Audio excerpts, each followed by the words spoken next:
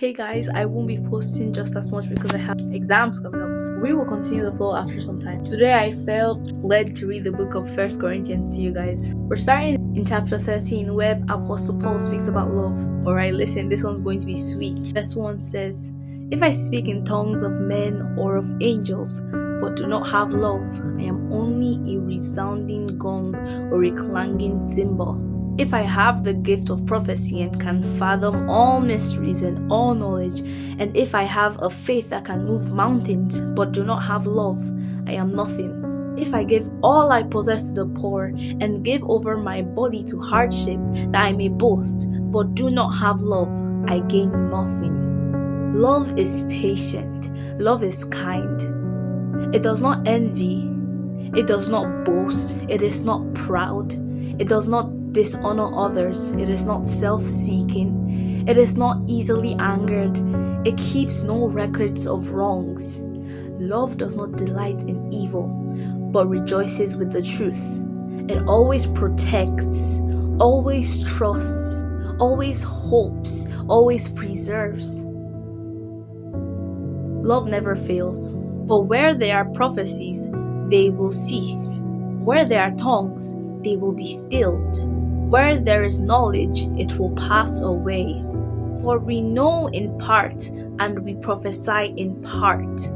But when completeness comes, what is in part disappears. When I was a child, I talked like a child. I thought like a child. I reasoned like a child. When I became a man, I put the ways of childhood behind me. For now, we see only a reflection as in a mirror. Then we shall see face to face. Now I know in part.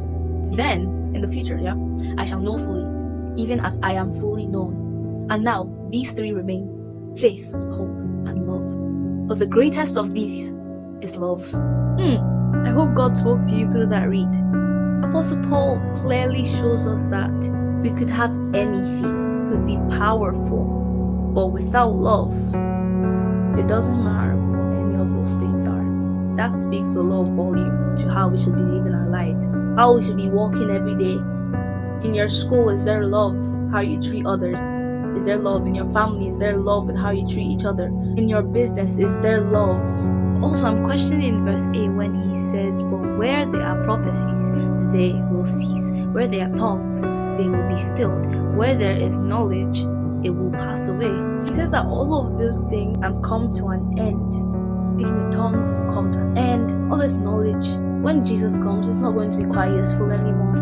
But love never ends. And I also checked out what the verse 12 says, where it says, "For now we see only a reflection as in a mirror, then we shall see face to face. Now I know in part, then I shall know fully, even as I am fully known." In the century where mirrors were made, that Paul was writing this down, mirrors were made out of metal, and they were blurry and you couldn't fully see reflections on them. So he uses this as a metaphor, tell us that right now in this life we will not see God as fully and as clearly and as intimately we'll see him in the eternal life. And the word choice face to face shows us that he's speaking about the eternity where we're going to be intimate with God, standing right with him face to face, and how we're going to understand him fully as he understands us and knows us fully right now. Remember the three things that remain: faith, hope, and love. But the greatest of these all is love. So remember, love your neighbor as yourself. As yourself, love yourself. Love God, just as he loved you first. God bless.